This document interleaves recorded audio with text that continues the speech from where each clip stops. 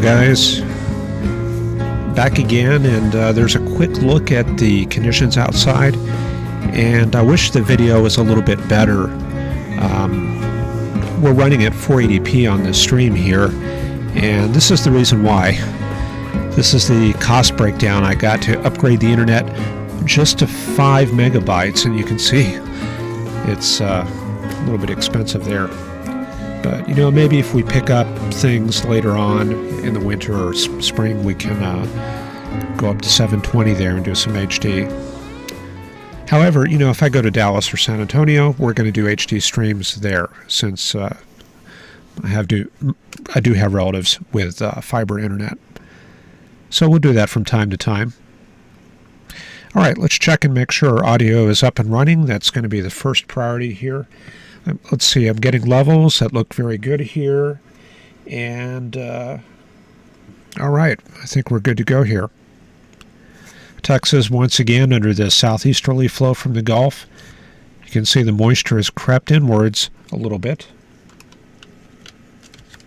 So our 70-degree isodrosotherm is going to run kind of like that. And then the 60 line, yeah, that has made progress all the way to southern Oklahoma and into the, I've already forgotten the name of this area here. There's a prairie or a plains type area here. Maybe not plains, plateau, that's what I'm looking for. Edwards Plateau. That's it, right there around Junction and San Angelo. So moisture not quite making it there, but we can see convergence out to the west there. So when we see that, we know we've probably got a lee side trough or possibly a dry line. In this case, it looks like the dry line is a little bit west of there or east of there, about right here. So the dry line and the trough, they're a little bit out of phase. And that'll happen from time to time. Technically, the dry line will not really fall in a trough like it will with fronts. So if you do an isobar analysis, you'll come up with something like that probably. So don't be surprised when you see that. All right, let's go to the big picture, what's happening across the U.S. We've got cyclogenesis, pressure falls, height falls in Colorado right there, and it's bringing in air from far and wide. Some of that recycled tropical air, should say recycled polar air from this area. We talked about that with trajectories over the weekend. The other air mass is in the southwestern U.S. right here. That's a drier air mass, and you can see how that plays into the dry line position today. So driving all these air masses, we have high pressure over Idaho. So we got a bit of a Great Basin high. We have ridging across the eastern U.S. like that. We've probably got high pressure over Minnesota, and that's driving that front in Nebraska and Iowa. Then we've got the southern low here in the Dakotas. So that's the big picture in terms of flow and fronts and that kind of thing. We can nail that down with thickness. For that chart, we'll go to, not this thickness, that one's not very easy to read. There's this one right here. This is the GFS output from the Model Analysis Guidance Suite at INSEP, and our thickness gradient runs from Minnesota all the way down to the southwestern U.S. like that. So we know that the frontal locations are going to be like this. So basically from Chicago to Kansas and then southwestward into New Mexico. So it looks like that front is making a little bit of progress to the east. So not bad there, because we do need the cool air here for sure. In fact, DFW had its highest temperatures in October of all time last month. So I don't know if that's global warming or climate change, or if that's just coincidence, but something to think about there. The warm front associated with this frontal system is in Pennsylvania down to Delaware. So large tropical air mass covering the southern U.S. And then we have this secondary cold front moving out of Canada. We talked about that yesterday. And there it is. The leading edge goes all the way to northern British Columbia and to the Yukon. So maybe a backdoor front moving into the White Horse to Dawson area. I seriously doubt we have any viewers in Alaska, but that would be pretty cool if we did. So anyway, this is kind of like a Arctic reinforcement, and we're going to expect that to move southward over the next day or two. So that's pretty easy, right? Let's connect that to upper air data.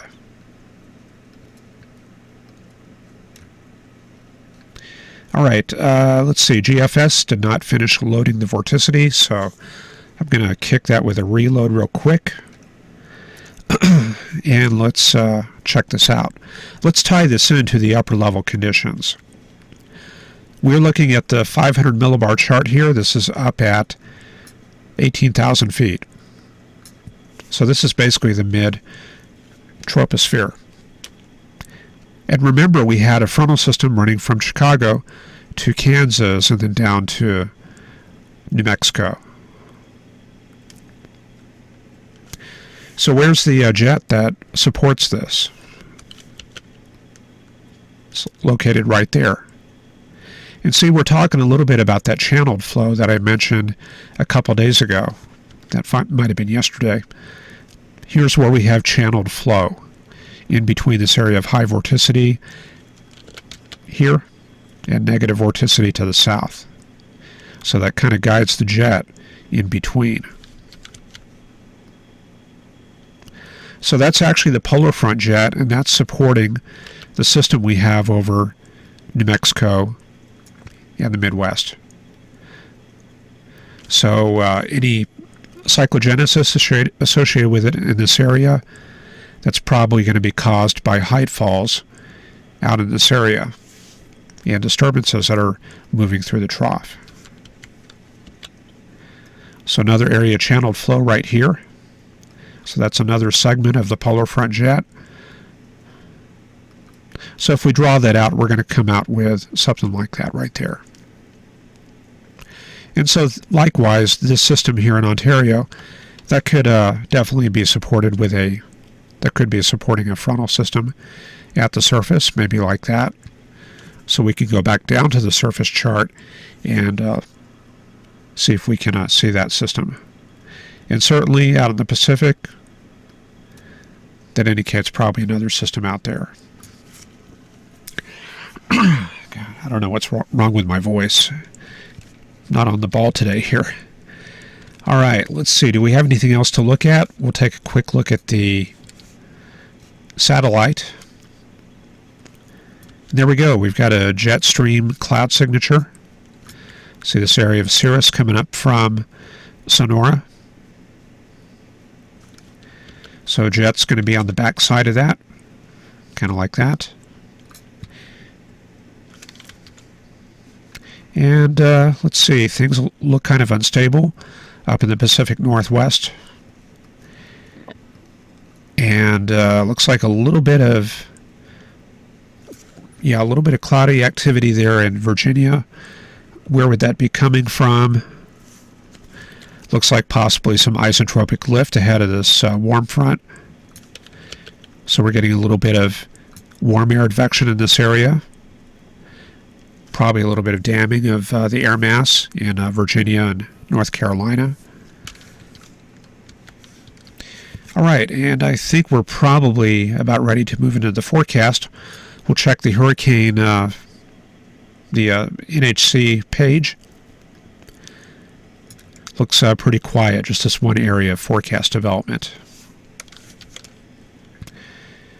Okay, so I guess we'll move into the forecast here, look at the GFS prediction over the next 2 weeks.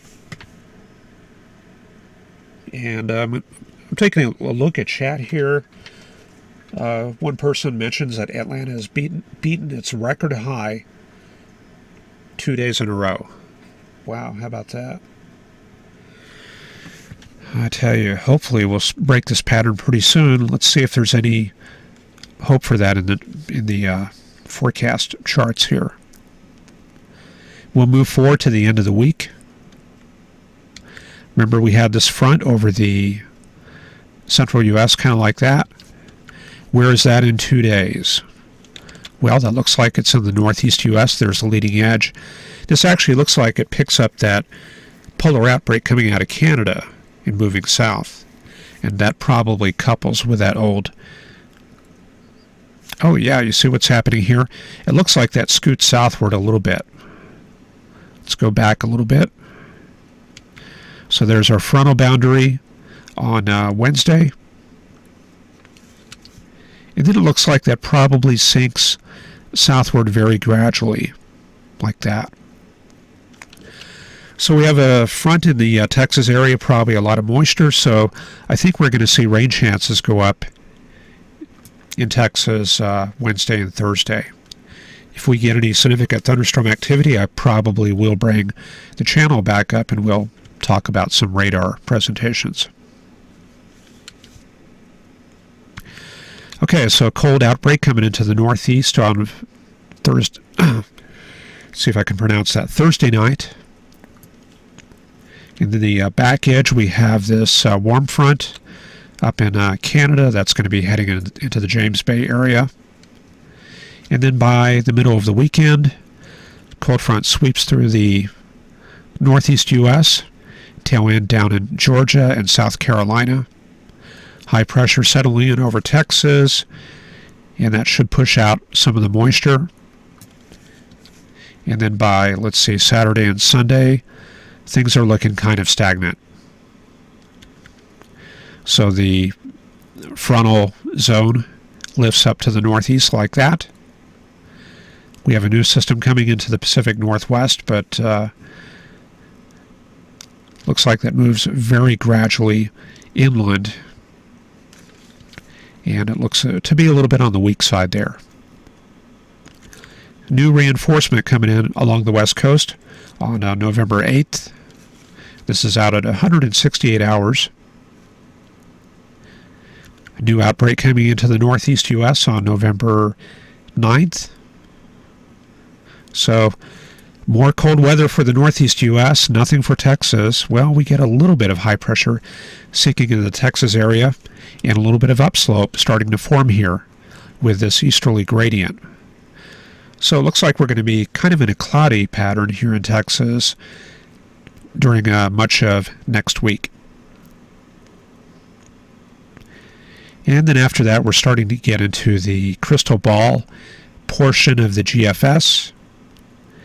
And it is showing it to be pretty mild across the U.S. And of course, at the very end, it brings in the massive cold outbreak like it always seems to do. And we'll just see if that happens. I'm sure it's going to back off on that, but man, look at that right there. That's got the 540 line, which is good for winter weather, all the way down to Nashville, down to Tulsa, and almost to Denver.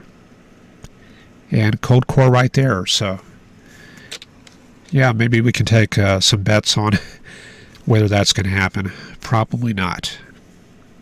All right. I think that's probably about all I got here.